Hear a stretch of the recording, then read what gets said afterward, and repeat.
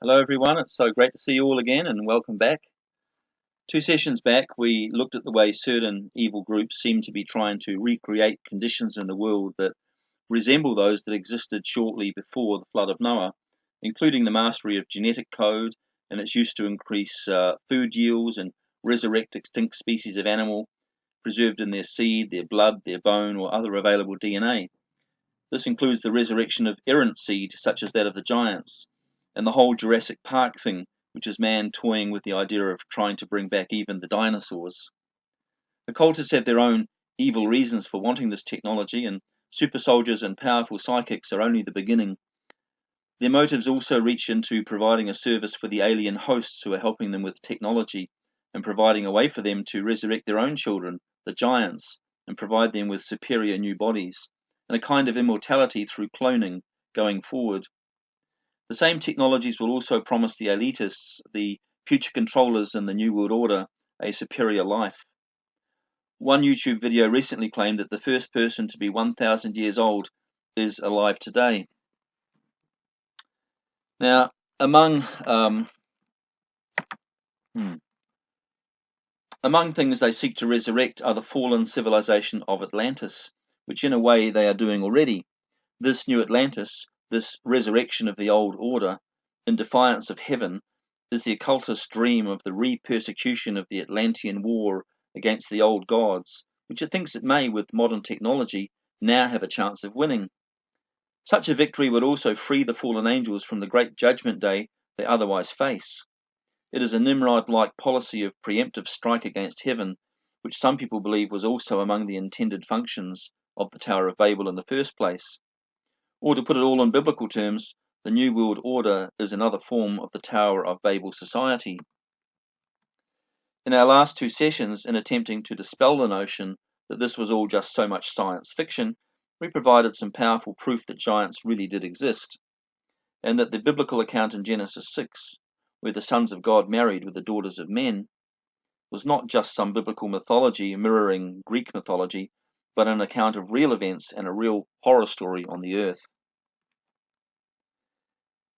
We also noted that the angels, in their banishment, very probably took their wives with them, and this would have meant that human structures had to be built on the moon and elsewhere. If the fallen angels attempted to move off planet, we do not know if any giants also made the move, but possibly they did. Ancient ruins of human-like dwellings on the moon and Mars seem to confirm that people at one time lived there, but the ruins also indicate that some sort of war might have taken place in space for obscure reasons. Reports by Apollo astronauts of encountering manufactured debris and spacecraft parked on the moon, and the remnants of ancient buildings placed a great hush on the space program, which also terminated prematurely, as did the idea of this extended space station. What followed was the joint Russian and American Apollo 20 mission with its recovery in 1982 or thereabouts of an undecayed female human pilot, among other bodies that were also found there. Now, she was found in a huge vehicle about 3.4 kilometers long that seems to have been either attacked by weapons or battered by asteroids while parked on the moon. At this stage, I'm still accepting this finding as genuine, so this would at least seem to confirm that women were also on the moon and that the story of the banished angels was likely to be true. One wonders what became of this woman, whose body was intact enough to make her a possible candidate for the kind of reanimation that the shadow government technologists are trying to master for themselves. Her DNA, of course, would be of great interest to them because it was relatively fresh to the creation. At the very least, her DNA, which should be a lot better than ours, is available to them.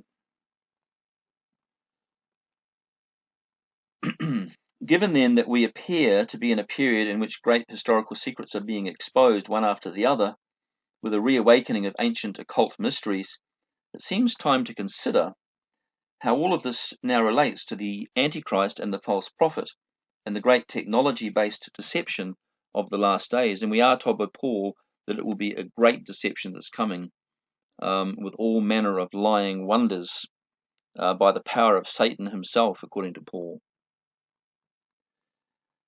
One also wonders about the good alien, bad alien game that's being played, and all the stories about how some are good and some are bad that are being circulated by different voices on the in the media, and how to stay discerning in the event of any alien disclosure. How do we know whether to fight or not to fight, to align or not to align with any so-called alien invader? We've decided so far that any alien is a bad alien. In the literature, one can read of the Galactic Federation of Light, for instance, and its efforts to help the Earth to find political peace. But this name smacks of Hollywood and New Ageism. Certainly a very human name for such a federation, and probably not the sort of name you'd expect some aliens to be going around with. But it appears to be a cover agency anyway for fallen angels, if we think about it in biblical terms. And these angels have manifested themselves to common folk and world leaders as beautiful Nordic-looking beings. Some of their names are Semi-Azars, Ashtor, Sananda, etc. But these are actually all the names of fallen angels. Semi-Azars is the Book of Esther's Semjaza. Ashtor is the Bible's god behind the demonic worship of Ashtoreth. And Sananda is an ancient Indian deity, probably a giant demigod. These beings always espouse the New Age philosophy and teach that mankind can attain divinity simply through self-discovery. They also espouse world government. Aliens, especially the beautiful Nordics, landed at Helmand Air Force Base and spoke to military leaders in the late 1950s. There was, in fact, a videotape of their UFO flying in and landing, but this was at the last moment pulled from network television release for military security reasons. But for a time, it was given the go ahead and was about to be aired to the public back then. But ever since then, it's remained a secret. But these angels that got off and shook hands with the President of the United States at the time and with military leaders introduced themselves with the names Semi-Azars, Ashtor, Sananda. And as I've said, these are names straight out of the Book of Enoch and the likes. Today we have Steve Greer. He believes that all aliens are basically good, but the government's push the evil alien idea as long as the fake alien invasion plan has to stay up their sleeve. They want any aliens that come in to be evil so that we have to fight them. But as far as Greer is concerned, in fact, the aliens are good. And these good aliens apparently want us to join their Galactic Federation of Light and say that a peaceful world government on Earth would send a good signal to other civilizations in our galaxy. Well, Steve Greer may be telling the truth at one level that there's an attack coming. On the other hand, he may be selling us a New Age doctrine in a very deceitful way. A New World Order doctrine in a very deceitful way. So we have to be careful about what we believe there also. Now, Tom DeLonge is another who believes that all aliens are not good, but in fact are all bad, and that nuclear stockpiles in the 1960s were in fact a military muscle flex to warn the aliens against duplicity in their deals with world earthly-based governments. And since that time, human beings also have laser weapons, so they still have the threat of attacking aliens if the aliens play up. Now, atmospheric tests in 1964 brought down an alien craft by accident at that time, and also several satellites came down, and they produced a radiation belt which persisted around the Earth for 5 years. Project Blue Book then officially ended in 1969, and a series of 8 shows for TV were made about the project in 1973. Video of that Helmand Air Force Base meeting was handed to those TV producers in 1973, but it was blocked moments before it went to air, and the secrecy has been kept ever since, and that's a good 45 years ago. Now, it seems wiser perhaps to assume that any alien is a bad alien, and that they are more closely linked to demons and fallen angels than to our realm of existence. Anyway, biblically speaking, the kingdom of God is run from heaven and from the throne of God, and not from some galactic federation. The nurse who publicized her many conversations with the surviving Roswell alien says that she communicated with that alien telepathically, and in those interviews she learned many things about the alien vision for the world. In November 1989, at 3 a.m., United Nations Security General. This is an interesting story too. It's about abductions. In November 1989, at 3 a.m., United Nations Security General Perez de Cuellar was abducted from a motorcade by aliens. So while he was driving there with cars all around him, he was actually abducted. They threatened to kidnap and disappear any high-up official who thought to publicize ET presence on the Earth. Those abducted believe they are real abductions, but the abduction smacks of a military operation.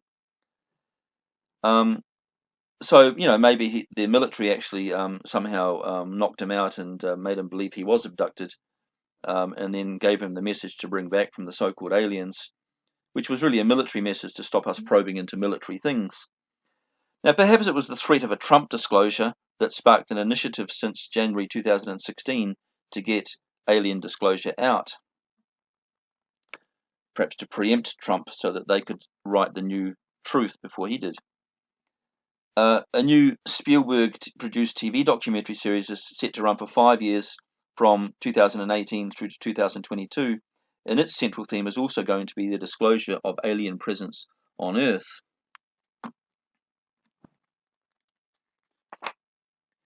However, if the Khazarian, that is the Jewish Illuminati, are in charge of this great alien hoax, World War and even the alien invasion will have to wait its turn until Jerusalem's temple is first rebuilt, as that's their primary objective at this time. And they don't want to rock the boat before that's achieved.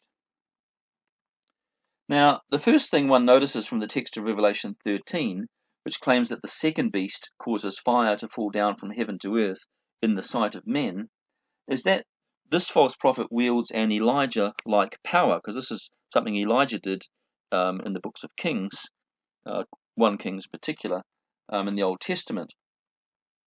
And this false prophet of the last days, which has these miraculous powers, which are probably technologically based powers, possibly based on space technology, is that in the modern world, this technological high priesthood is emulating what the prophet Elijah did in the Old Testament, but it's just a modern version of it. In truth, if this prophecy were literal, the beast would probably be using a space-based laser weapon system. These things are normally kept completely out of sight, and so it can appear like a false miracle, especially if nobody says it was a laser weapon. But of course, we do understand from the book of Revelation that he's not a prophet, but he is the false prophet. So everything he does is false. It's a lie, and it's a deception. Now, his God, of course, is not a deity such as attended Elijah, but the God of the false prophet is actually man himself, as Paul makes clear. And the man of sin sits in the temple of God, claiming he himself as a man is God. And it's to this God, this man, that the false prophet is bearing witness. So there would, as there is in any case, some tension created for the Antichrist beast if he falsified a supernatural sign here and cast down the notion of a supernatural elsewhere. So if the man of sin does not believe in the supernatural, does not believe in the idea of a god and the gods, but that everything was just some sort of ancient technology, then he could not claim that these signs by the second beast, the false prophet, were supernatural either, because that would be in contradiction to his belief that there was no such thing as the supernatural. So the only compromise then, and the only way we could interpret what is being done here by the second beast, would be that it was a technological feat. The only, aside from that, we could maybe possibly postulate that he could claim it was the god Lucifer himself that had either literally or figuratively sent this fire from heaven when the people on earth had invoked his name. And so in that sense, it could be considered the supernatural sign of a different god. Now, the fact that there's also a great tribulation that begins here, and the fact that Jesus warns that this will be the fiercest persecution of all time, indicates that a whole new philosophy is being introduced to the world that will not in the smallest degree tolerate dissenters. And it's always the way that when a state power wants to put down its stamp of authority, and then the church wants to raise up its resistance to that the persecution is particularly fierce. And so in this case, where they're trying to cast out Christianity and Judaism altogether and replace it with worship of Lucifer, one can understand why it will be probably the worst persecution of all history. It is conceivably the public introduction of the Luciferian doctrine that requires these false signs from heaven, and which may have been invoked at the hailing of Lucifer's name. The Jerusalem temple, after all, was inaugurated with fire descending over the temple as the name of the biblical god Jehovah was invoked. And we can read this in the history of Solomon.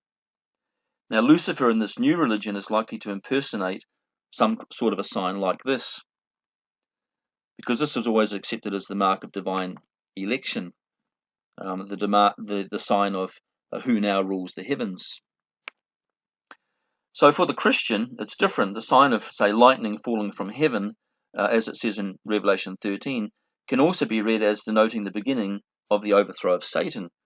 We know that Jesus said to his disciples when they returned from their successful mission, where they were rejoicing that people had received their message and they had done miracles and cast out demons, and Jesus responded by saying, I have seen Satan fall from heaven as lightning. And so that this rising up of the power of the church over the power of the world is actually symbolized by the lightning falling from heaven to earth.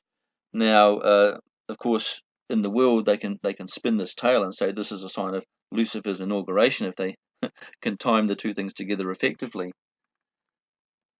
Now, the Christian church in these days will not cower, but will react proactively against such a move and become vocal in opposition.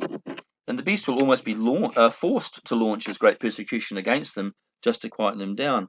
And I should mention in passing, of course, that in Aramaic, actually, Jesus could have said, I have seen Satan fall as Barack Obama, because apparently the name Barack Obama in Aramaic means lightning that falls from heaven. So, and indeed, Obama's rule could be perhaps considered to be a signal to the satanic world that the time of their emergence into power was supposed to take place. It was coded in his very name. However, things, as we know, have turned in a different direction with God's hand on the Trump public ministry at the moment. So, given the signs of the times today, the church now has to stand up and not cower, but understand that God is empowering them to take up their call against this lying satanic world government that's trying to emerge and express itself. The fiercest persecutions have always occurred when societies have been in the very midst of their revolutions, for example, at the beginnings of the socialist revolutions in both Russia and China. And the Roman persecution was also worst, as emperors began insisting that their statues be worshipped. To make this the fiercest persecution of all time, the degree of change suggested must in some distinctive way be greater than anything seen before, and could be something as radical as the abolition of all religion and its replacement with the enforced worship of Lucifer. Now, today's study is going to look at what might be meant by the lying wonders that Paul speaks of and that the false prophet does, and what will the return of those fallen angels look like when they're released briefly before the end of the world. Among other things, we will consider the significance of modern reports of giants that have been found in stasis chambers in mountain hideaways, and the ancient doctrine of the spirits of the giants as being the origin of the New Testament's demons. And in that area too, we'll be looking at the idea of can bodies that have been preserved well enough be reanimated in our age? Because if we are talking about aliens and clones and step-in spirits that animate those clones, then can we not also reanimate these sleeping giants? We'll look at a few items in the amazing collection of the late Salesian monk, Father Carlos Crespi, also of Ecuador, and what they indicate to us, and at the dangers of the current Illuminati control of the human genome. So let's make a start and see where this takes us. So technically, after this introduction, the session actually starts here.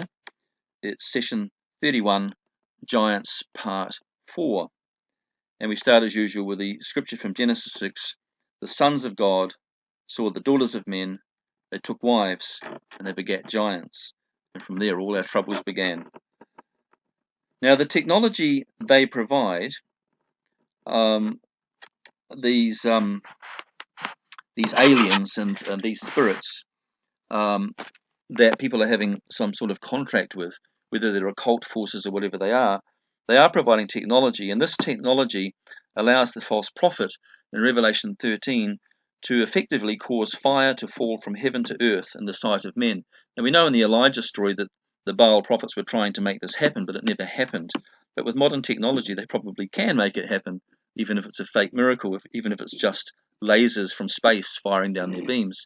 I don't think Elijah ever had this at his disposal. In his case, it was a true supernatural manifestation from God that consumed his offering and showed that God was in fact the true God in the world, and not the God of the prophets Baal of Baal. Now, Elijah actually brought fire down from heaven 3 times. Twice it occurred for the groups of 50 soldiers that were sent to arrest him. The third group was wise enough not to demand that he come with them, but to ask nicely, which he did, and then he was faced with the 450 prophets of Baal. He was rabbinically considered as more than a prophet. He was more like a super prophet, approaching the level of Moses or Jesus. And as such, he was also considered to be one who understood mysteries, and as one who could reveal mysteries as well, a master of spiritual power and knowledge. The false prophet will also come as a possessor of and a revealer of mysterious spiritual knowledge and power, and may seem like a kind of Elijah. He will certainly be an occult master, and he may derive his apparent power over nature from this one thing. The angels, who are fighting for their lives, need to carry out the great deception through this man, and need to provide mankind with the technological tools to both gain control of society and to wage a war against Christ that they could hope to win. And this is the ultimate deal maker for this false prophet, who then gains the allegiance of the fallen angels, who, in these next 2 decades, will be released around the world. According to Daniel 11:38, the Antichrist will worship the god of forces. Perhaps this word mahuzim, it's hard to know exactly what it is. The Hebrew people themselves struggle with its exact meaning. It can be forces or fortresses, they believe. But who or what exactly is this god of forces or fortresses? Well, in the modern world, we could say that the god of forces could be the god of technology. It could be the god of the natural forces, which we harness through our technology. Or it could be the harnessing of forces for military power, so therefore a god of weapons. Or a god of nature, even nature that provides these abilities to be harnessed for human use and for human power. But certainly also it's a god of occult force. So one of these meanings of the god of forces is meant, or perhaps more than one, perhaps even all of them.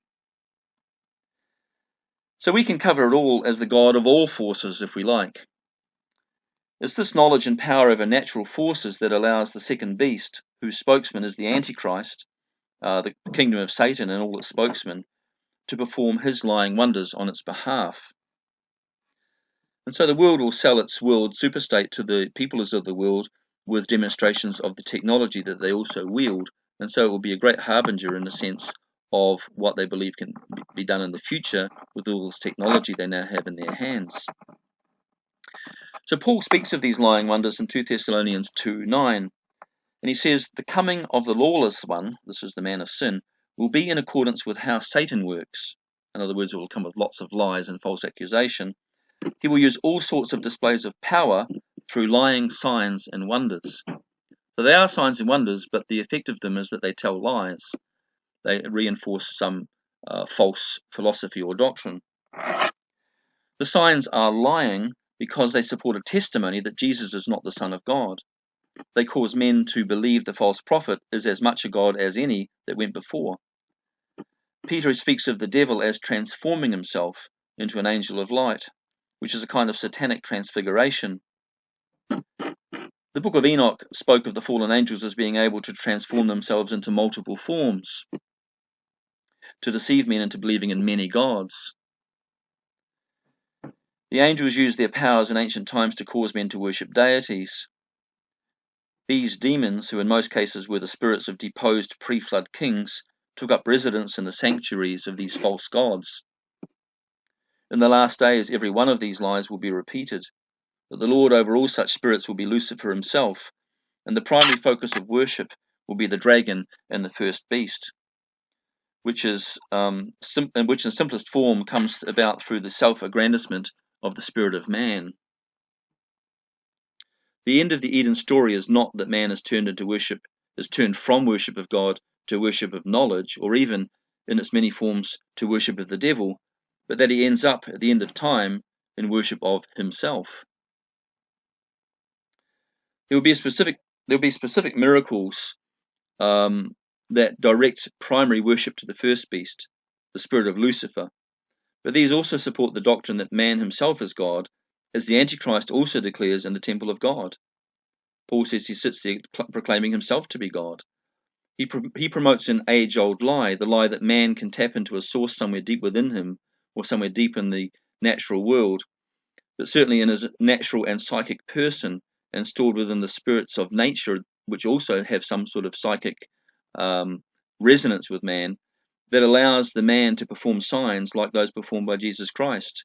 They just portray Jesus as some sort of a psychic master. And then afterwards, perhaps that history rewrote the works of Jesus Christ as those of the God of Israel. This will be part of their lie. It seeks to reclassify the works of Jesus Christ and make them the works of any man who knows the secret doctrine.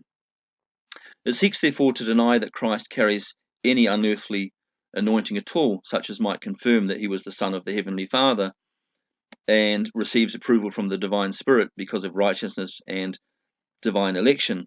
It's a spirit that seeks to denigrate and displace Christ, and to say that he is in fact not a Christ.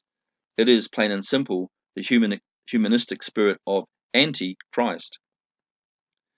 Because the deception will run so close to the thoughts and desires of the human heart, it will be easy to accept and hard to resist.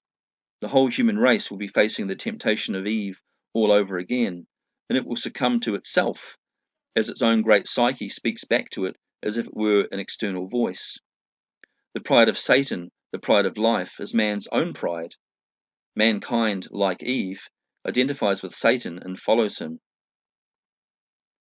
To identify is to take identity with, to receive one's name with. It means to receive 666 upon one's brow, and the devil's insignia, one of the meanings of mark, as one's own insignia. Man will believe he is cut out for better things, higher possibilities, greater power over nature and the future, the chance to go to the stars, the chance to become a creator in his own right, the chance to find technology to help him to live forever. Mankind, like Satan, will suffer from delusions of grandeur, but in truth, like King Nebuchadnezzar, he will be clinically insane. So how, having said all of this, will a man be able to discern between a true miracle and a false one? False miracles versus true miracles. Which is which? What is the test of authenticity? Well, the test is simple enough, biblically speaking. The test requires the following questions to be answered. At least these are the questions that have to be answered for the Christian. First of all, do the miracles and messages glorify the Father? What message, what gospel do they endorse? Do they support vengeance or do they support grace? Do they invoke obedience to the Bible? Do they understand the Bible to be the Word of God even? Now, we speak of the return of the fallen angels, but what does this look like? Will we see them come fluttering down from the sky? I suspect not. We will know the moment from the events that follow quickly after. The events that follow quickly after the re-emergence of these angels from their various prisons. It will locate us at the opened abyss of the fifth apocalyptic trumpet. A rapid series of events will follow immediately from the release of these angels from their restraints. The army of demons seen at that trumpet may also correspond to a planned fake alien invasion. The first sign will probably be the seating of the Antichrist in the temple in Jerusalem. The fall of Jerusalem and the manifestation of Satan, of Lucifer, will probably happen at the same time as these angels are released.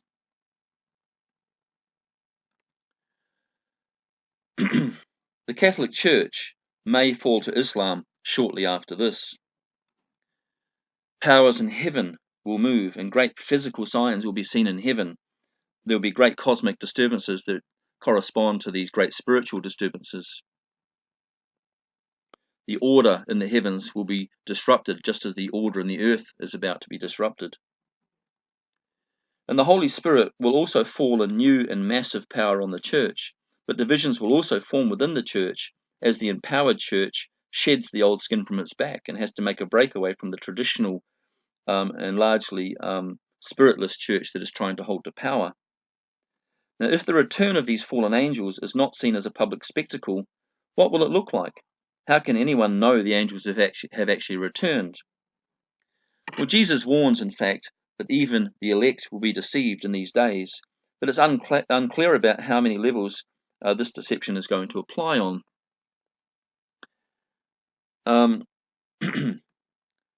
Firstly, the fallen angels might not appear visibly as angels. It may not be in their interest to do so. This would perhaps be too obvious. So they might use human bodies that have been prepared for them in laboratories, or perhaps even walk-in bodies provided by high-end occultists who have offered themselves as mediums. And perhaps even the clones of world leaders will be taken over by the fallen angels, and the world leaders themselves taken out and replaced by these angel-inhabited clones. So we'll see a dramatic change occurring in the thinking and speech of world leaders, which will be a sign perhaps that they have been taken over.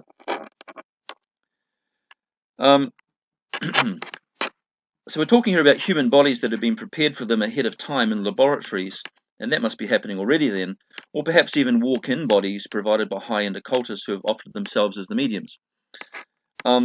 If using lifeless bodies, the fallen angels will already have pre-equipped men with the technological know-how of how to create such bodies and then to animate them as walk-in spirits. So, to be clearer about this, there appear to be three cases of walk-ins, one harder than the other, but all possible.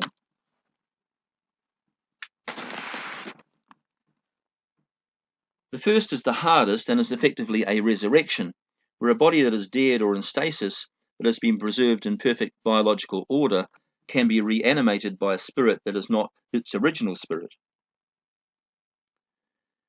In this way, the fallen angels could perhaps reanimate some of those giants that have been found in stasis and bring them back to life, in a sense living inside the bodies of their own earthly seed. Now, the second is a mind control situation where a person has their own spirit, but that spirit can be brought under a kind of hypnotic trance by a variety of programmed triggers, which might include keywords or musical notes or hand gestures, so that a walk-in spirit can take control and use that body for its own purposes for designated periods of time.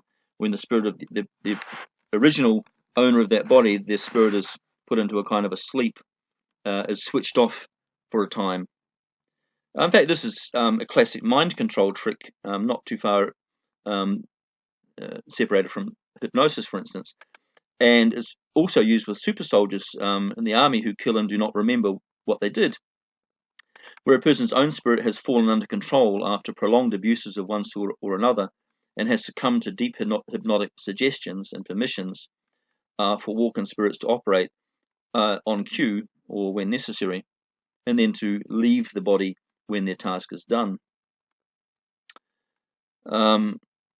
And this is something people could research for themselves, this whole idea of using people who kill without any feelings about it or even without any memory. Now, the third kind of walk-in is a kind of permanent resident walk-in, and this kind of spirit could have been implanted in a child, perhaps as the result of an occult ritual, or just born into the child because of the mother's own role in the occult, so that from the moment of conception, the spirit was basically present in the mother's own body, ready to be born with the child. The spirit of divination that is implanted in mediums is often received during an occult ritual of invocation. An ex-illuminist will testify of being offered various walk-in spirits to give them success in their chosen worldly venture, and they speak of witnessing such spirits actually manifesting to them simply by walking out of walls. These spirits can, pass through walls and in and out of bodies as as they see fit, given that the occultists give them the permission to do that. But ordinarily they should not be allowed to do that. Now, the people afterwards feel themselves to have a spiritual gift which will operate as they enter certain states of mind. We know from our experience of spiritual gifts as Christians that such spiritual gifts can live within us also without necessarily taking over our everyday lives. But sometimes these giftings and these spirits come upon us just when they have to, and we sometimes wonder how we did what we did. And it's just not there all the time. It just appears when it's necessary. And this could be the case also in the occult world. But this all has to be done with permission given ahead of time. And this, of course, is part of the deals made with the occultists with the dark spiritual forces. Of course, there's always the possibility that these angels will simply manifest themselves openly as human beings. The fact that they married and had children in Genesis 6 tells us that they are also capable of doing this, and they're still able to hide themselves even if they choose this method. But it seems to me that this is the most actually uncomplicated way of doing things, and it's probably the method they will choose. But of course, all of these methods are in fact available to them. Now, there is one Jewish source that makes a claim that not all fallen angels were actually sent into imprisonment, and that the punishing and testing angel Mastema, who seems to have all the attributes of Satan and is an angel of disaster, requests from God at the time the angels are judged and locked up that some, in fact 10%, of the fallen angels might remain free to help God with his work as a punisher for those whom God wishes to punish. And apparently they are given this permission. But we only find this in the book of Jubilees at chapter 10, verses 8 and 9. This figure of 10% represents about 20 of the original 200 angels, who seem to be given some freedom then to serve the purposes of Satan in the world, as Satan serves the purposes of God, as much as anything else in the fulfilling of prophecy and the bringing of the world to its climax. Now it says there in Jubilees 10, and the chief of the spirits, Mastema, came and said, Lord, Creator, let some of them remain before me, and let them hearken to my voice, and do all that I shall say to them, for if some of them are not left to me, I shall not be able to execute the power of my will on the sons of men, for these are for corruption and leading astray before my judgment, for great is the wickedness of the sons of men. You see, they're making an argument here that men are just as wicked as the angels, and so why should the angels be fully judged and not the men? So the angels are now offering their services to God in bringing evil upon the men, just as the angels themselves are receiving evil at the hand of God. And it's kind of an interesting deal. And he said, let the 10th part of them remain before him, and let 9 parts descend into the place of condemnation. Now, this detail is missing from other texts related to this topic. So one could argue that it is, in fact, uncorroborated, and I would have to concede that, but let's run with it anyway. It seems that a tenth of the fallen angels, which is 20 of them, remained on earth to lead men astray, and we can compare 2 Thessalonians 2 on this point.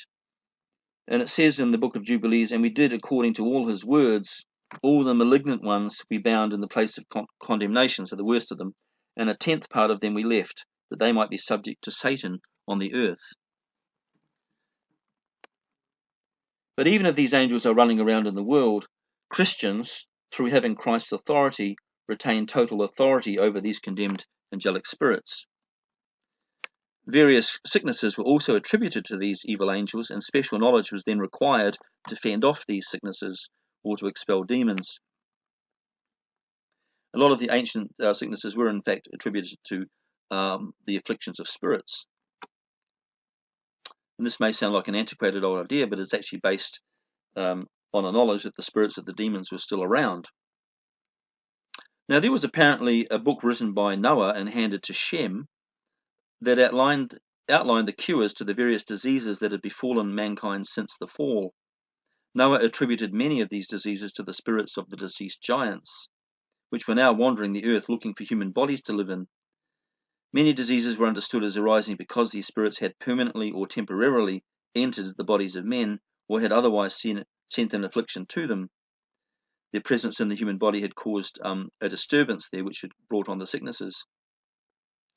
And we explained to Noah all the medicines of their diseases, together with their seductions, how we might heal them with herbs of the earth.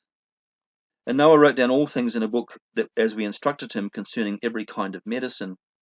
And thus the evil spirits were precluded from hurting the sons of Noah. And he gave all that he had written to Shem, his eldest son, for he loved him exceedingly above all his sons. And after this, Noah slept with his fathers, and was buried on Mount Lubar in the land of Ararat, which of course is where the Noah's Ark came down, modern Turkey. 950 years he completed in his life, 19 jubilees in 2 weeks and 5 years. So Noah being 600 at the flood means he lived for another 350 years afterwards as well. And it's quite interesting that it tells us how many jubilees had passed, because it allows us to count back and figure out when the jubilees began, which doesn't turn out to be in the time of Adam, but in the time of his son Seth. And in this life on earth he excelled the children of men, save Enoch, because of his standards of righteousness, wherein he was perfect. But Enoch's office was ordained for a testimony to the generations of the world, and we are those generations that now are receiving his testimony, so that he should recount all the deeds of generation unto generation until the day of judgment, so that none of us would forget why the day of judgment was set in place and what it's going to achieve. Now, the latter enmity between Israel and the Canaanites traced not only to the differences between Yahweh worship and Baal worship, or to Canaanite rejection of Jehovah, but it also traced to Canaan's disobedience to his own grandfather Ham. Now, according to the book of Jubilees, Shem, Ham, and Japheth, the 3 sons of Noah, had received lots from Noah to decide which areas of land they would occupy. And this was considered to come from the hand of God himself. God was considered to drive the fate of these people, and therefore the lots that they would choose. Ham's grandson Canaan, however, decided to occupy the coastlands running from Egypt to Syria, which had in fact been given by lot to Shem. This therefore lies behind God's later directive for Israel to drive the Canaanites from the land and to possess the land, because in fact it already is their possession by lot. Now from Jubilees 10:27 and onwards, it says, "In the 4th week, in the 1st year, in the beginning thereof, in the 34th Jubilee," so we're talking about 430 Jubilees now, 34 Jubilees, "were they dispersed from the land of Shinar. And Ham and his sons went into the land which he was to occupy, which he acquired as his portion in the land of the south. And Canaan saw the land of Lebanon to the river of Egypt, that it was very good, and he went not into the land of his inheritance to the West Sea," which is obviously along the coast of the Mediterranean. "But he dwelt in the land of Lebanon, eastward and westward from the border of Jordan, and from the border of the sea. And Ham his father, and Cush and Mizraim his brothers, said to him, Thou hast settled in a land that is not thine, and which did not fall to us by lot. Do not do so, for if thou dost do so, thou and thy sons will fall in the land and be accursed through sedition. For by sedition ye have settled, and by sedition will thy children fall, and thou shalt be rooted out forever." And of course we see the whole problem today with Israel-Palestine, the Palestinians forever laying claim to this land, and God forever saying to them, this land has been given to Israel, stop persecuting the Jews and stop trying to claim their land. And of course we know at the end of the age that there will be the Islamic forces, which are in a way a derivative from these forces of Canaan, that will lay final claim to the land and will finally be destroyed in the day of Armageddon, once and for all. And it continues in Jubilees 10, "Dwell not in the dwelling of Shem, for to Shem and to his sons did it come by their lot. So therefore cursed art thou, and cursed shalt thou be beyond all the sons of Noah, by the curse by which we bind ourselves by an oath in the presence of the holy judge, in the presence of Noah our father. But he did not hearken unto them, and dwelt in the land of Lebanon from Hamath to the entering of Egypt, he and his sons, until this day, which is probably about 400 BC when this was written, I suppose. And for this reason, that land is named Canaan, because it was named after the ancestor Canaan, who was a son of Cush, Ham, Cush, Nimrod. Yeah, it was one of the of Cush, which comes out of Ham. Now, firstly, a few comments about the text, which are kind of interesting, and we'll just throw them in. The year of the 34th Jubilee happens to be the 1700th year then, since Jubilees began, because a Jubilee is every 50 years. So 34 lots of 50 is 1700 years, which means that these events occurred 1700 years after Jubilees began on the earth. Now, Nimrod, being the sixth grandson of Ham, must have been born 60 to 70 years after the flood, and would have been about 40 when he began to establish a kingdom in Shinar and build the Tower of Babel. Now, the way Genesis 5:5 tells it, Adam's first son is Seth, and mankind begins with him. There was a false start, if you like, with Cain and Abel. Abel was killed and Cain fled away, so God had to start again with Seth. And so if there'd been any Jubilees before that, they would have been written off, and it would have started with Seth. And so the counting of the cycle of festivals probably starts with Seth, who was in fact born 130 years after Adam's creation. So if we count 1700 years from the birth of Seth, the 34th Jubilee indicates that Babel event would have been then 174 years after the flood on that reckoning. Now we have to sort of see if that would sort of work out. Could it be that the Tower of Babel was really finished at about 174 years after the flood? Well, let's have a look. If Ham begets Canaan shortly after God's command to go forth and multiply at Genesis 9:1 given through Noah, then Canaan would begin begetting children about 40 years after the flood. The sixth of his children is Nimrod, who is therefore born somewhere maybe approaching Canaan's 60th year. Perhaps his later 70th, but let's call it 60th year. 100 years after the flood, with Nimrod now about 40 years old, he begins to raise an army and begins to build 6 fortified cities in the plain of Shinar, which would have taken him decades. And we know that he did build 6 fortified cities. So I imagine he must have been about 100 years old by the time all of this construction work was finished, which would have been somewhere near 160 years after the flood. Only then did he decide that what it still needed was a great ziggurat tower extending to heaven, and the Tower of Babel project would have begun then. And so, if this took 10 or 12 or 13 years, the scattering of the people about 174 years after the flood therefore seems very tenable, and does seem to identify not the creation of Adam, but the birth of Seth as the beginning point for the world's religious calendars.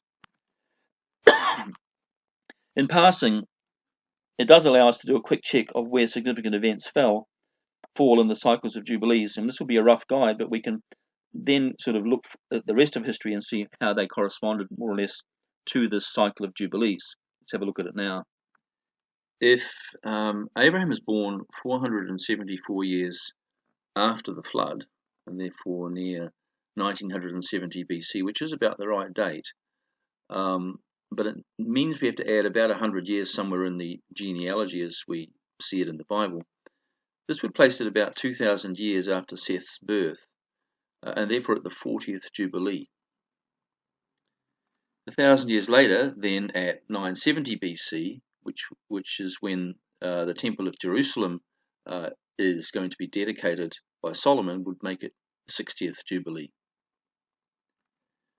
1,000 years more, and now at the 80th Jubilee, is when Jesus is crucified and resurrected. And 2,000 years later, at around 2028 AD, it will of course be the 120th Jubilee. Canaan took the land from Shem, who had won the land by lot rightfully, and therefore Shem was displaced, and part of his inheritance was stolen. He didn't lose all of his inheritance, but he lost that part of it.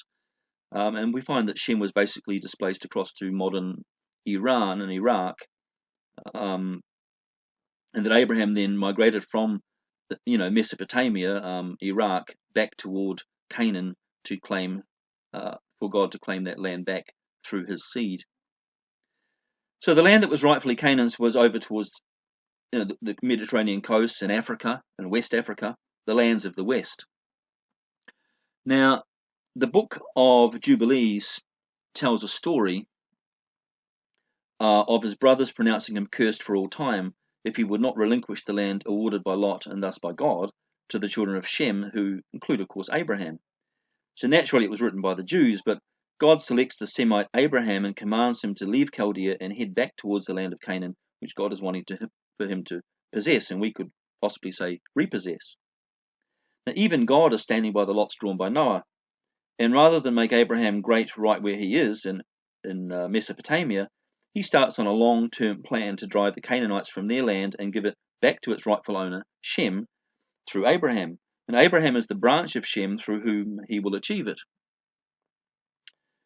And Genesis 12:1-2 is the call to go and head back toward Canaan. Now, spiritually, the church is also sent to go and recover the land of Canaan, so to speak, from those who have stolen it. The empires of the world have stolen the earth and its government from the kingdom of God, to whom it actually by right belongs after Jesus Christ rose from the dead. However, it is interesting that it is in this land that is not properly owned by Canaan, which he is also told by father and brothers to hand back to Shem's children, that the curses of the giants appear. So this great satanic curse appears in the very land which has been stolen from the people of God, just as the modern plague of Satanism has taken over the world's governments, which should by rights have been the kingdom of God. Now, this seed of the giants is strongest historically in the biblical history in the seed of Ham's wife and in her children. And 6 full tribes of giants appear in the land of Canaan after the flood, and evidently without the sons of God again taking wives from the daughters of men. So we don't think that the angels came down again and did it all over again, but the genes, the genetic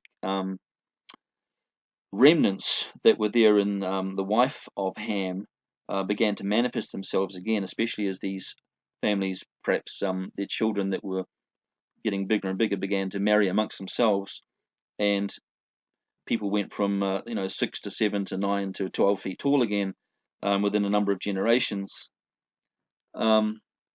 So there's also, of course, the possibility, though, that some of the giants actually survived the flood by making their own boats, and it's interesting that the giants are congregated in what we find later all along the coastal strip of Palestine, as if they actually had arrived there on boats, just as the giants did before the flood, and so they continued to do afterwards. They were not able to change their nature or their plans. They just concentrated on surviving the flood and continuing with their plans. So it's possible that some of them survived the flood. They were certainly aggressive, and they made very good warriors. And we have a picture at the back here of some of their, triumphs as they push their spears through people's throats and things. So the 6 families of giants all went on to become local kings and heroes in the land of Canaan, so that when the Jews saw them, they were so scared of them, they came back and reported to Moses that we were like grasshoppers in their sight, and they were just not willing to go and fight them. And Og of Bashan, who later was defeated by the forces under Joshua, was in fact a 10-foot tall giant and the king of Bashan. The biblical record tells us that they have various mutations, in fact, and this may be a further indication that they were marrying mainly among themselves and gathering genetic errors, that were then propagated through continuous intermarriage. For instance, the brother of Goliath had 6 fingers, we're told in the Bible.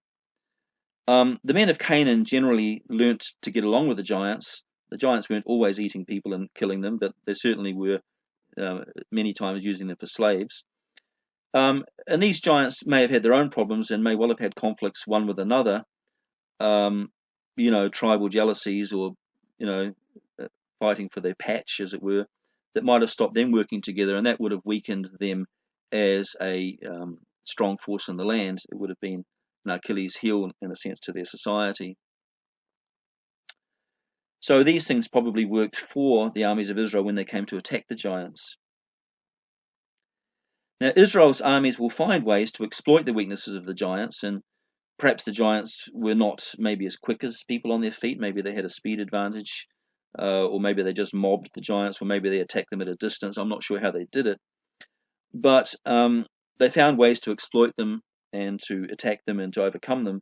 And after defeating the giants in battle, they would drive them northward out of Israel, and in fact, right out over the coasts.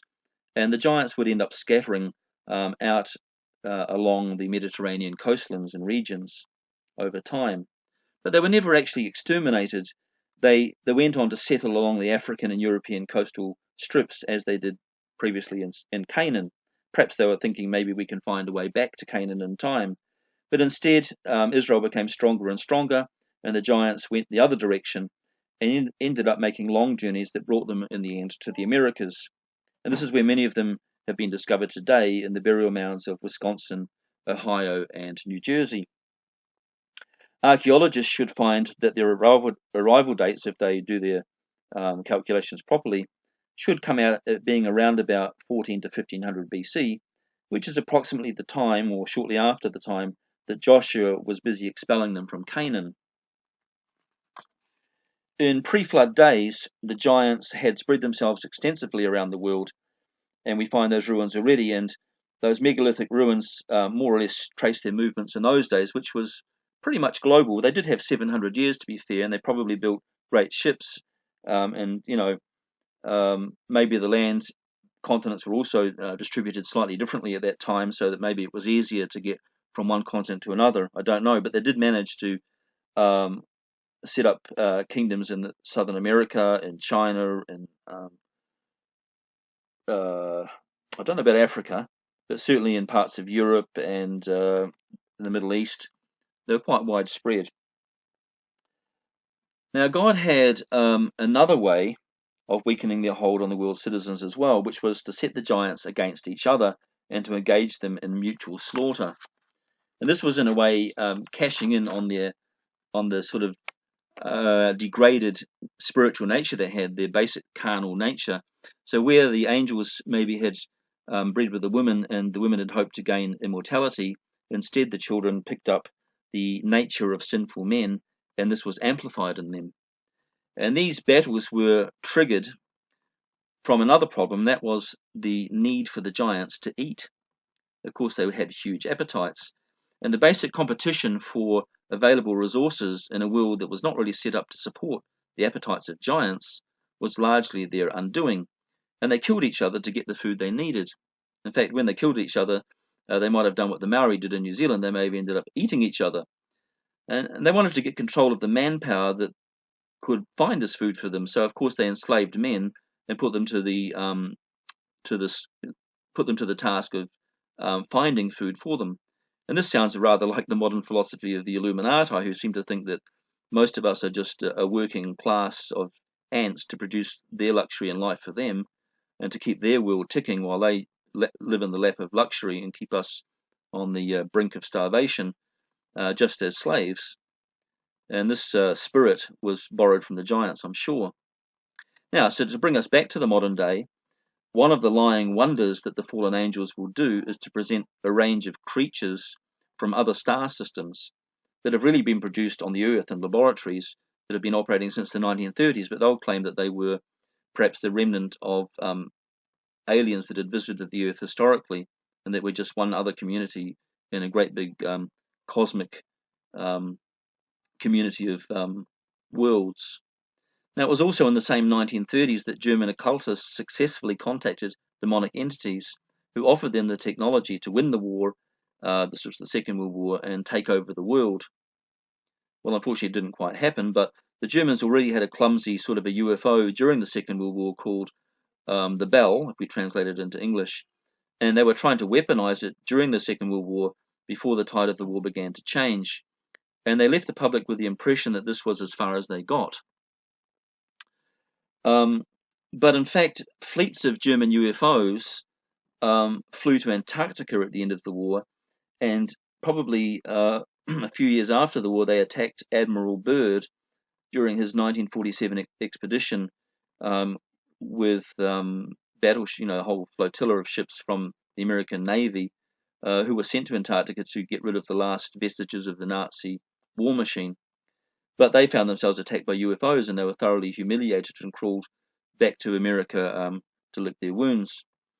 Um, it's also believed, actually, in the 50s or so, the Germans were able to take this new technology and even fly to the moon in these craft, and had established a base there in the early 1960s, which we've seen a photograph of in our last session, in fact. If that is, in fact, a German base, but why wouldn't it be? Who else would build the base in the shape of a swastika, unless they're American Nazis? But now, one building that was photographed on the moon during Apollo 11's mission was, as I say, indeed shaped in that form of a swastika.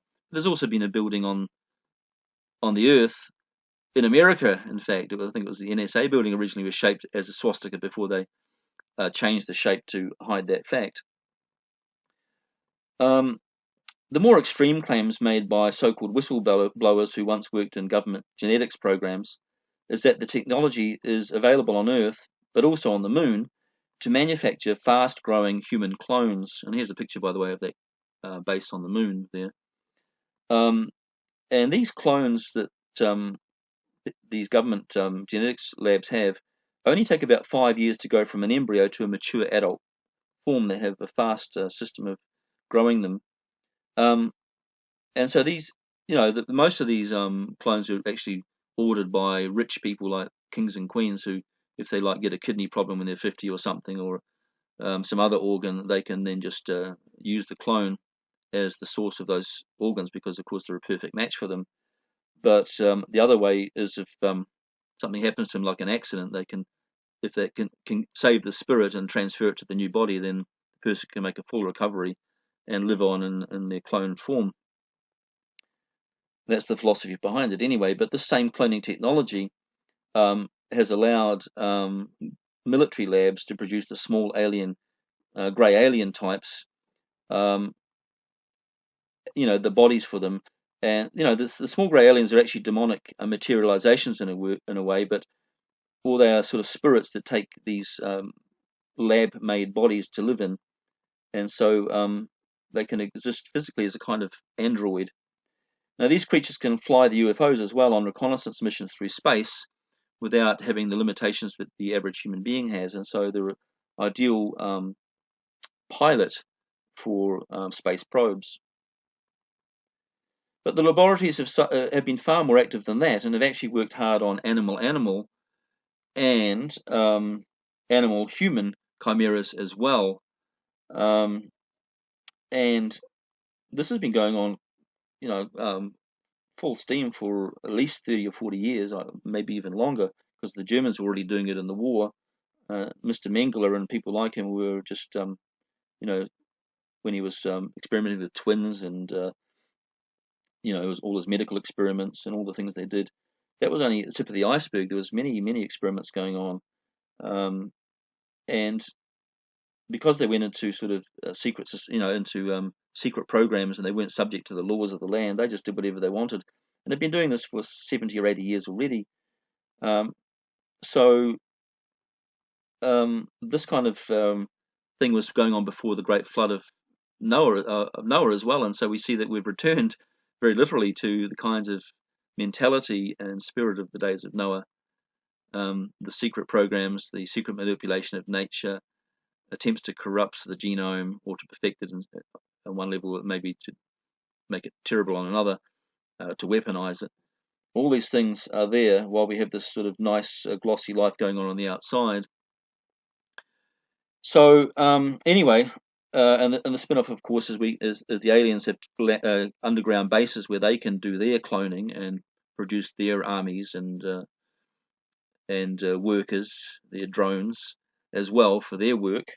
The governments can also cash in on that and use some of these to fly their craft on missions outside the Earth-Moon system, look around the solar system, etc.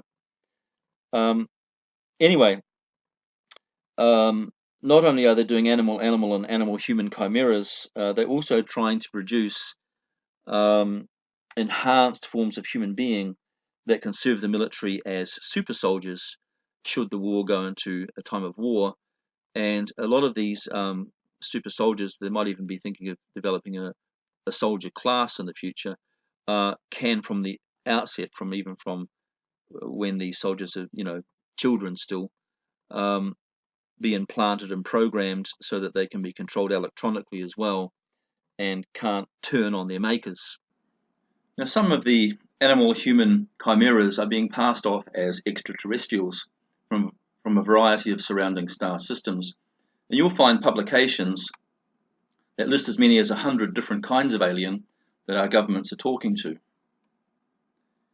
These stories explain that most aliens only come to our neck of the stellar woods to do trade, but one or two species are malignant and evil and pose a threat to us. Sounds scary, and of course it is, if it was true.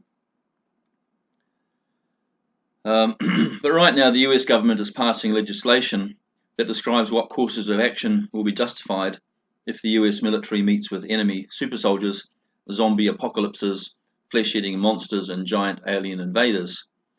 Maybe it's not as crazy as it sounds. It was Werner von Braun who warned that the last step in the great conspiracy, the great lie, would be a fake alien invasion. It's going to be fake because the invasion is planned by our own military, our own Earth-based forces. But it's not fake in the sense of what effect it will have on us.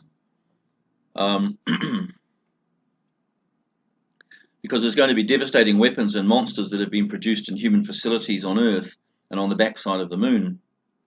The aliens attacking the Earth will just be demons in physical form and under orders from Luciferian elitists. Now, a young boy who recently died and came back 40 minutes later claims he spoke with Jesus and learned that a third world war was coming, during which a terrifying invasion by demon aliens was also coming. He said that was far worse than the war. He claims this attack was much more terrifying than the war, as the aliens also captured humans to eat as food. So there's links available where you can find this. If you look under, for instance, Antarctica plus Nazis, that also has something about this. The articles that you can read about this also warn of 2 asteroid-sized spaceships on their way to Earth, which could be perhaps the repository of these aliens and their craft.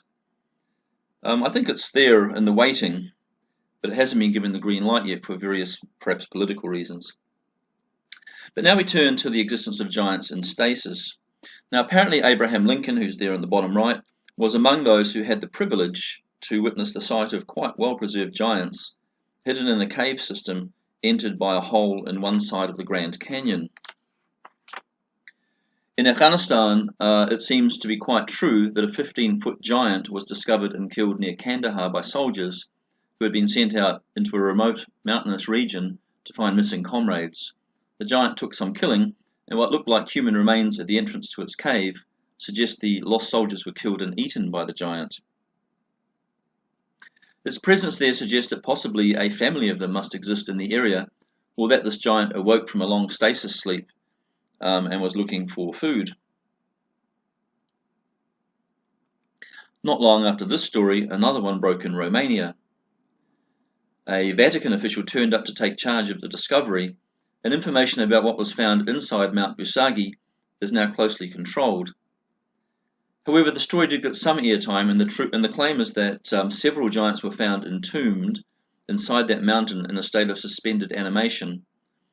There were chambers dug deep into the heart of Romania's Busagi Mountains, where the giants are located. We're speaking here of giants in the order of 18 feet tall. Now, a tunnel running into the mountain's deep interior is said to meet an invisible barrier before a cavern is revealed, containing several tables about 6 feet high, which is appropriate to giants of about 18 feet in height. Now, these tables have large handprints impressed into them as well. And when a hand is placed into the prints, a kind of hologram is said to emerge. These apparently ancient holograms display information that looks like instructions on how to merge animals genetically. The story is probably about 50-50 truth and fancy, but it's certainly very interesting, and no doubt there is some truth behind it. The discovery of giants in the Antarctic excavations is also driving interest in this whole topic, and there's a sketch above of what someone who says they've seen down there. They made a sketch of what they saw. It's not clear what's supposed to bring these giants back to life, but one can only hope that the Illuminati don't get a hold of these giants and start extracting their DNA for cloning purposes. The same fears attached to the quite well-preserved giant body of Gilgamesh found at Uruk in 2003.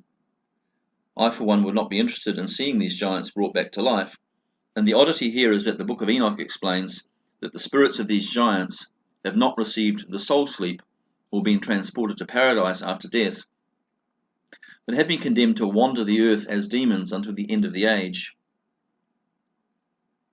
Is there a chance, then, that these bodies, if not degenerated, could be reanimated by the same demon spirits that once inhabited their bodies? The mind boggles. Just to remind ourselves, the giants were the children of human women. But it must have been odd for a 5-foot-something mother to watch a child turn quickly into a 30-foot giant and also find a way to feed it. It would not have been a natural mother-child relationship at all, and the giants would have been rejected by humans as something otherworldly, no less a demon in life as in death. The Book of Enoch claims that the spirits of the conspiring women were also rejected as sirens, which Greek legends describe as seductive spirits that lured sailors to their death. The best way to modernize this is probably to describe them as spirits of sexual seduction, and we might suggest they operate through certain musicians and music videos. The main tool of seduction, according to the Greek legends, was their musical voices.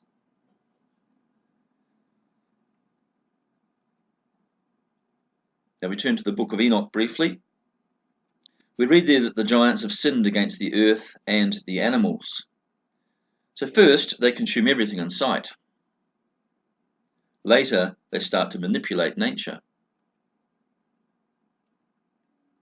It says in Enoch 10:13, before that, after they manipulate nature, they begin to sin against each other. They unleash bloodshed, war, intimidation, and the giants fight against each other. Now Enoch 10:13 says, and to Gabriel also the Lord said, go to the offspring of the watchers and excite them one against another. Let them perish by mutual slaughter, for length of days shall not be theirs. So God was not going to permit them to last too long. Enoch 7, verses 11 to 14. And the women, conceiving, brought forth giants. So it's pretty clear about what it's saying. It's not that the giants came from nowhere, they came from the women themselves. Now the Greek texts do differ considerably from the Ethiopic text here. One Greek manuscript adds to this section in Enoch, and they, the women that is, bore to them, that is the watchers, 3 races. First, the great giants. The giants brought forth, what some say here, slew, the Nephilim, and the Nephilim brought forth, and again some say slew, the Eliud, and they existed, increasing in power according to their greatness, that is, to their greatness of size. And there's a parallel sort of account given in the Book of Jubilees. So whether they brought forth rather, or slew, it's hard to say, but in any case, there seem to have been 3 different groups. Now Enoch 7:12 continues, says, whose stature was each 3, and then there's missing words, and some people have even put 1,000 there, but I think the words are probably and 20 cubits. Now 23 cubits is like 36 feet. These devoured all which the labour of man produced, until it became impossible to feed them. So Enoch's very explicit about what the problem is. Then they turned themselves against men in order to devour them, and it seems that Enoch is here alluding to cannibalism. And they began to injure which we could translate as damage, or perhaps we mean here genetically damage or manipulate, the birds, beasts, reptiles, and fishes. So that's basically all of the animals, to eat their flesh one after another and to drink their blood. So obviously they were ravenous. And the injury is not necessarily just rounding them up to kill them and eat them, but perhaps even to manipulate them genetically. Does damage mean that they bred these animals into the giants that we recognize today as the creatures of the dinosaur age? Sounds like a pretty good story, but maybe it's really true. We're going to look at a video now. You've seen it before, I think, if you've seen some of the earlier things, just to reassure us that there were giants around. This is the giant footprint in South Africa, called God's Footprint. So here we go. We are at the famous site of the giant footprint, or the footprint of God, here near Mphaluzi in South Africa, very close to the Swaziland border.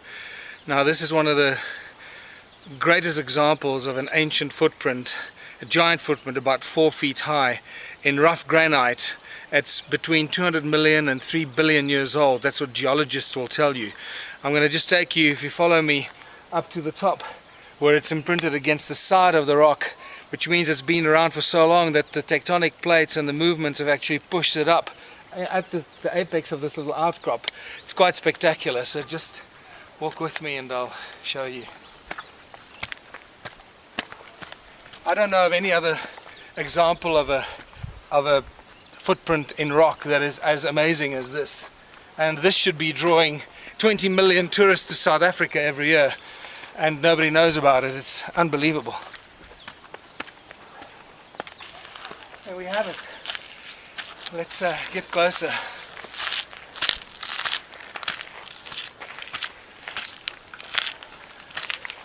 Oh wow.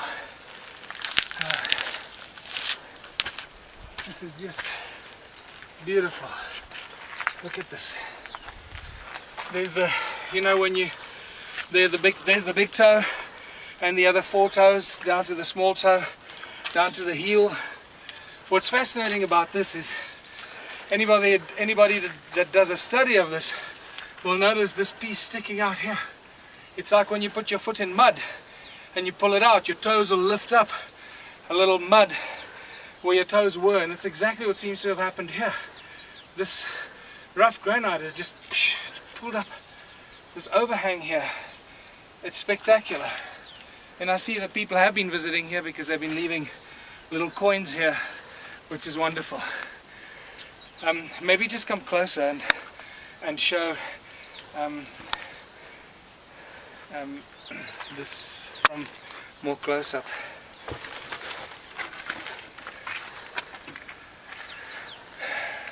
Okay, well, I don't know who else has filmed this, but I think we'll put this up for everybody to see, for everyone to really appreciate this. Is a spectacular bit of human history.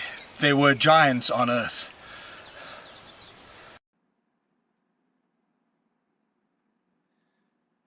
Certainly, many ancient tablets depict scenes of giant rulers and diminutive servants, previously thought to be a form of royal art that fanned the ruler's ego by making him much larger than his subjects.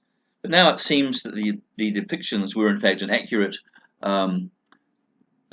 record of the relative size of the rulers and the ordinary man.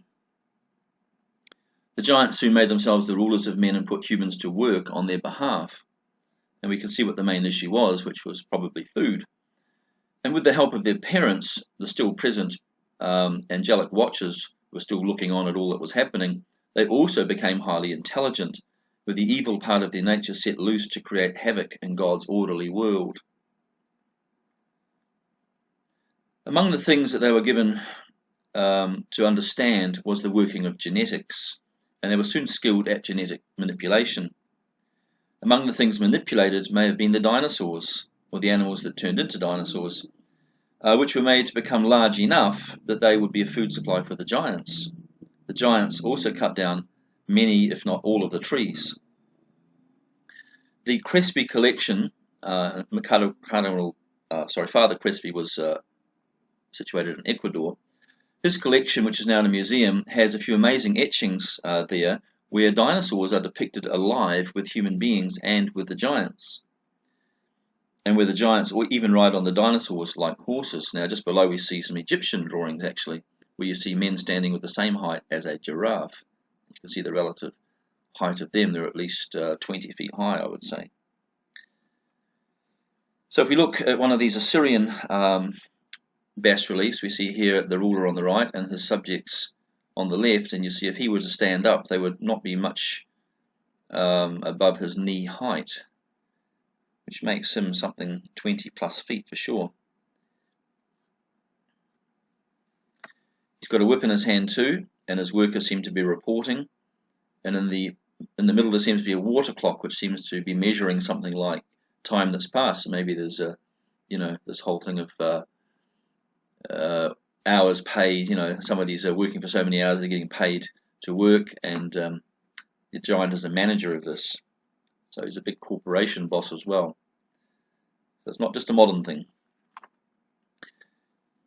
Now, in the Gnostic Testament of Naphtali 1:24-27, the Watchers are described as changing the patterns of religious worship and human social behavior, so that men worship the creation instead of the Creator. It says that sun and moon and stars change not their order, so should ye also change not the law of God in the disorderliness of your doings. So what the argument is that God has set everything in order from the cosmic, from the creation to the ways of man, so it's not right to change anything that God has put in place. The Gentiles went astray and forsook the Lord and changed their order and obeyed stocks and stones and spirits of deceit. But the testament of Naphtali continues, but ye shall not be so, my children, recognizing in the firmament and in the earth and in the sea and in all created things the Lord who made all things, that ye become not as Sodom, which changed the order of nature. In like manner, the Watchers changed the order of their nature, whom the Lord cursed at the flood, on whose account he made the earth without inhabitants and fruitless. The Zoroastrian book of Zadspram describes how Satan tried to produce new creatures but produced degenerate ones instead. So this theme is repeated in different works.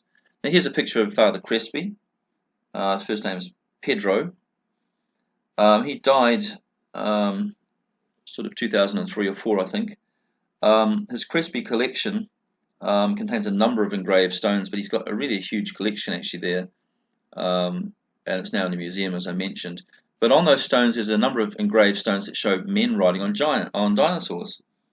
Jubilees 7:24, which is quite similar to the Book of Enoch, says, "And after this the giants sinned against the beasts and the birds and all that moves and walks on the earth, and much blood was shed on the earth. And every imagination and desire of men imagined vanity and evil continually."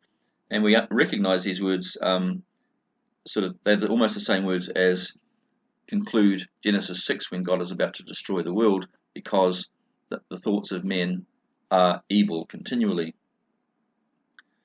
Now, what exactly is meant by they sinned against the beasts and birds? Can it be that they created the dinosaurs, which, after all, turned out to be mainly bird-like in their biology? Well, here's another story that speaks of genetic tampering with creation. It's found in the book of the Generations of Adam. Again, it's an extra-biblical book, but it's available today to read if you want to buy it just from the shops. The chief geneticist appears to be a female called Amma, and she's probably a giant. She creates all kinds of creatures, but in the end her creatures have the destruction of mankind in mind. Did she produce the dinosaurs depicted on the Crespi stones? The account also explains that it was her tampering that introduced a host of new sicknesses for mankind to deal with. The book of Generation of Adam, chapter 6, verses 1 to 5, and again it's chapter 6, it is in Enoch and it is in the Bible also, describes Amma, who created new forms of life dedicated to the destruction of mankind. Among our little ones who still remained with us was our son Timnor, who was blessed with great wisdom to understand the physical laws by which machines could be created and governed. Timnor's sister Amma was also blessed with understanding, for she investigated the nature of life and unlocked the mysteries of life itself.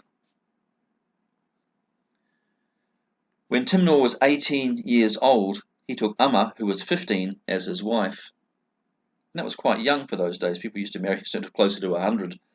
But anyway, although the Lord Jehovah had blessed these two greatly with wisdom and understanding concerning the secrets of his creation, they did not follow the ways of Jehovah their Elohim, for they took personal credit for their accomplishments, failing to acknowledge that the source of their power was in the heavenly realm.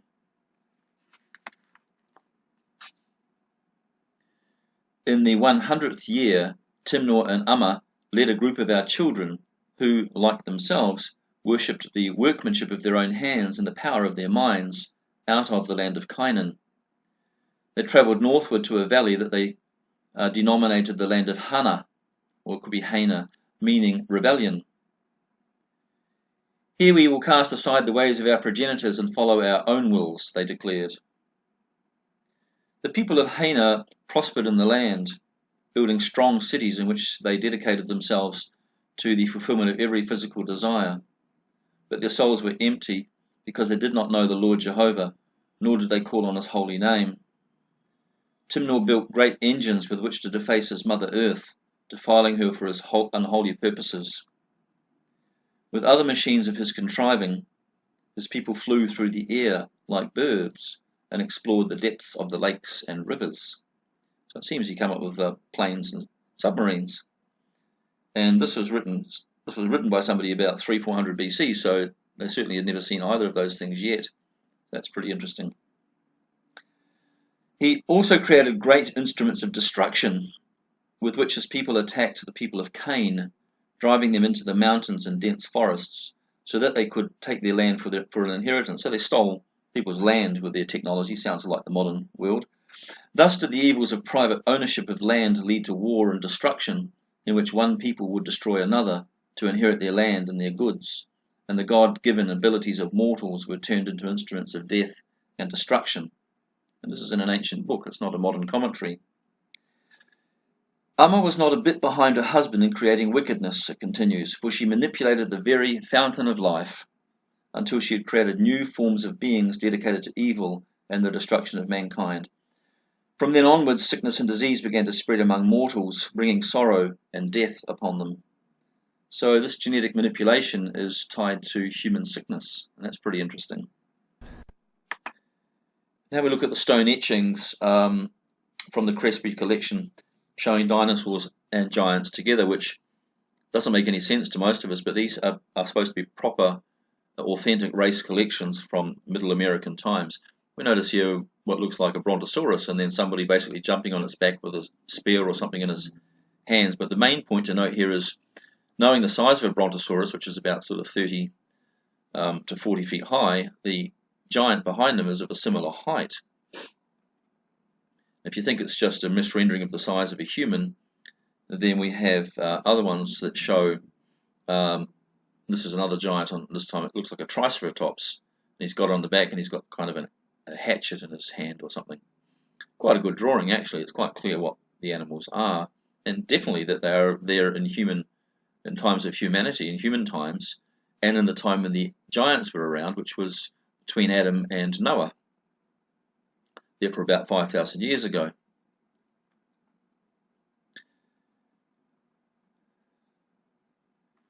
And I'm showing 4 of them here, but he had more.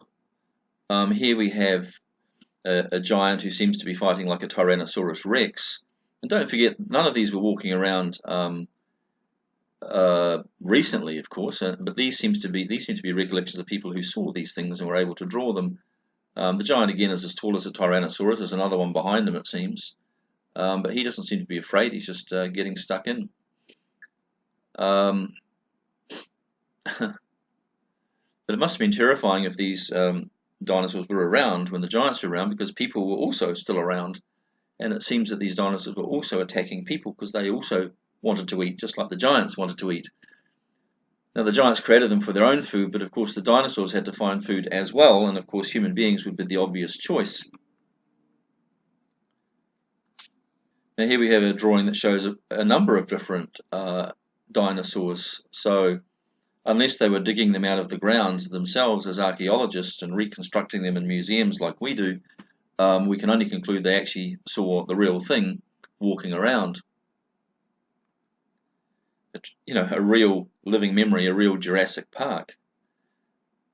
And I wonder if the people who made these movies actually knew about these drawings and these traditions, but maybe as part of secret society knowledge, and so we're able to tap on those things for their movie ideas. Now, even the giants needed continuing access to human genes, it seems, because perhaps they had flaws as well, and so they needed to stay viable as they bred and had their children. So it's possible that there was some kind of genetic manipulation, not just of animals, but even of humans, perhaps. Now, God destroys these early giants and their offspring, of course, using the mechanism of the flood of Noah. And then the spirits of these animals and of the giants departed from them. Now, the animals are earth-based, so they were able to sort of descend or go wherever they went. But the spirits of the giants were half heaven-based from their parentage, but also half earth-based, and they weren't really accepted in either realm. So as far as the writers are concerned, the disembodied spirits are wandering around in the spirit realm on the earth, unable to rest, repose in death, and they are the demons, which comes from daimonos in Greek, meaning demigods, half-gods, which means they're half-human as well, from Enoch 15. So it says in Enoch 15, to read it, and he answered and said to me, and I heard his voice, Fear not, Enoch, thou righteous man and scribe of righteousness. Approach hither and hear my voice, and go, say to the watchers of heaven, who have sent thee to intercede for them, they should intercede for men, and not men for you. Wherefore have ye left the high, holy, and eternal heaven, and lain with women, and defiled yourselves with the daughters of men, and taken to yourselves wives, and done like the children of earth, and begotten giants as your sons? And though you are holy, spiritual, living the eternal life, you have defiled yourselves with the blood of women, and have begotten children with the blood of flesh, and as the children of men have lusted after flesh and blood, as they also do who perish and die. Therefore I have given them, that is men, wives also, that they might impregnate them and beget children by them, that thus nothing might be wanting to them on earth. But you were formerly spiritual, formerly living the eternal life, and immortal for all generations of the world. And therefore I have not appointed wives for you, for as for the spiritual ones of the heaven, in heaven is their dwelling. And now the giants who are produced from the spirits and the flesh shall be called evil spirits upon the earth, and upon the earth shall be their dwelling.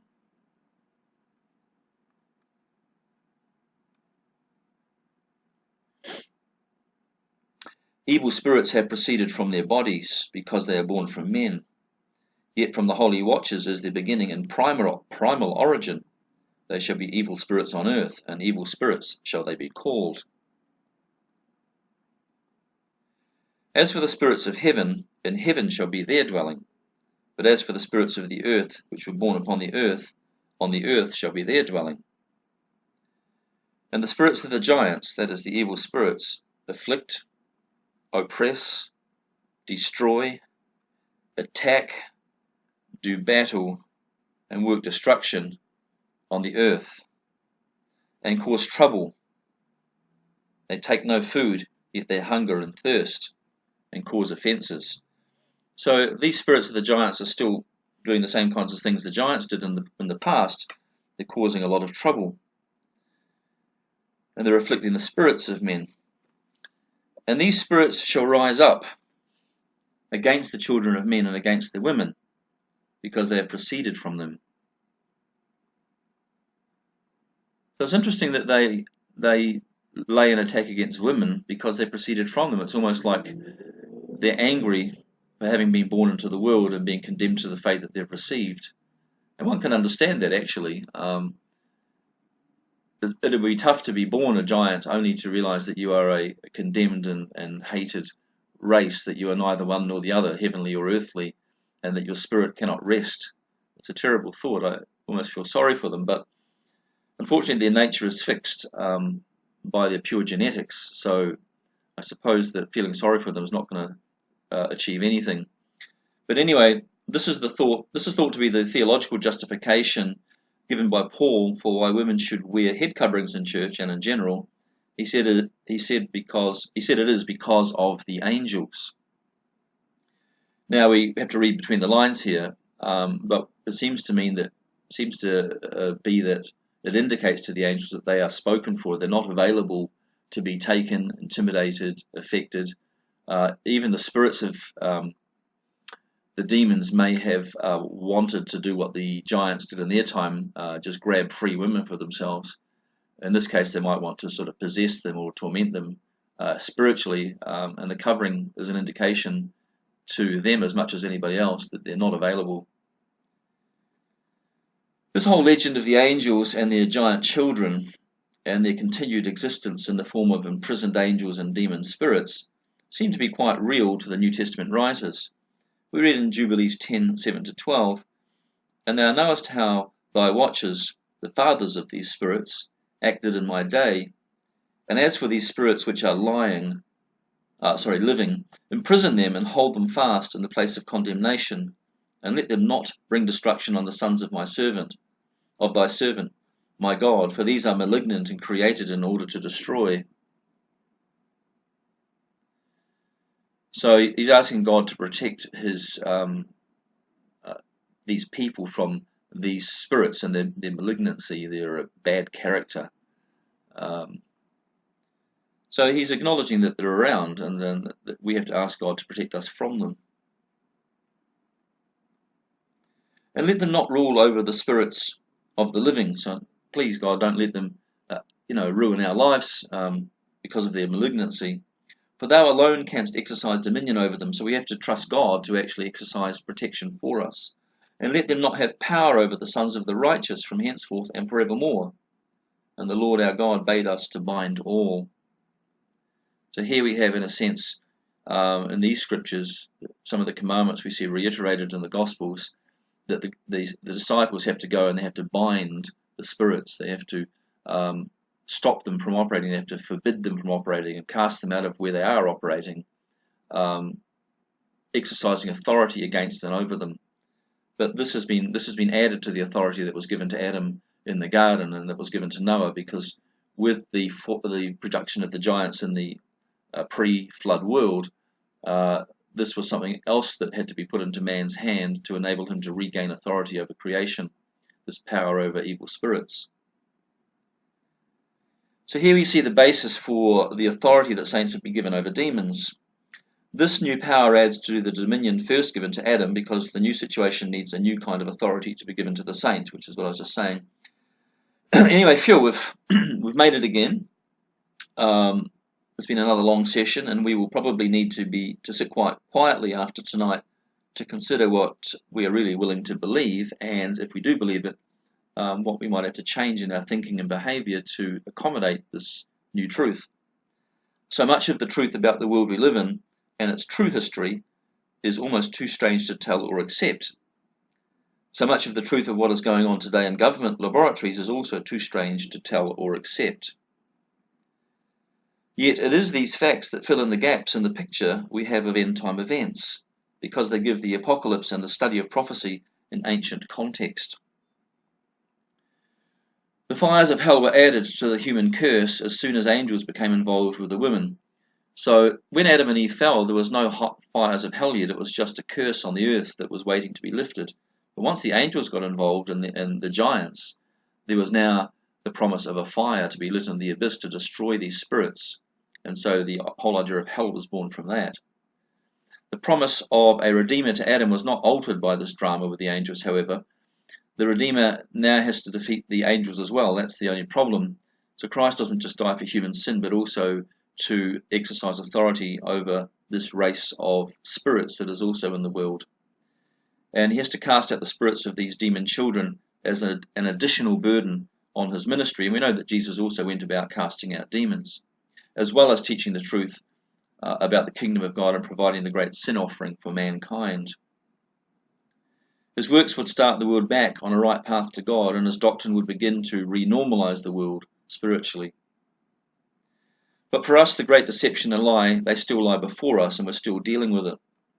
Paul explains that it is every kind of lying wonder that we have to deal with right at the end of the age. So I hope that our topic tonight has served at least to prepare us for just about anything, because just about anything is going to happen.